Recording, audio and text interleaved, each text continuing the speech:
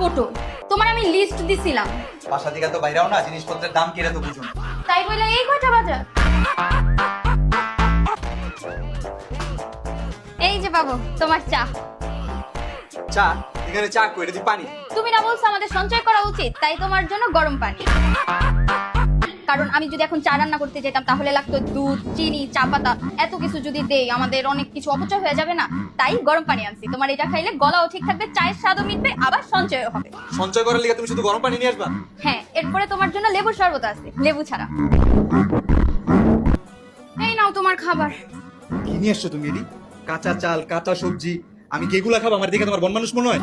তুমিই তো বলছো আমাদের একটু সঞ্চয় করা দরকার। এখন আমি যদি এগুলা রান্না করতে যাই, তোমার আইডিয়া আছে কতগুলা মশলা, কতগুলা তেল লাগবে? আর সবচেয়ে বড় কথা, তোমার বাসায় তো গ্যাসই থাকে না। এগুলা রান্না করতে হলে লাগবে সিলিন্ডার গ্যাস। একটা সিলিন্ডার গ্যাসের দাম কত তুমি জানো?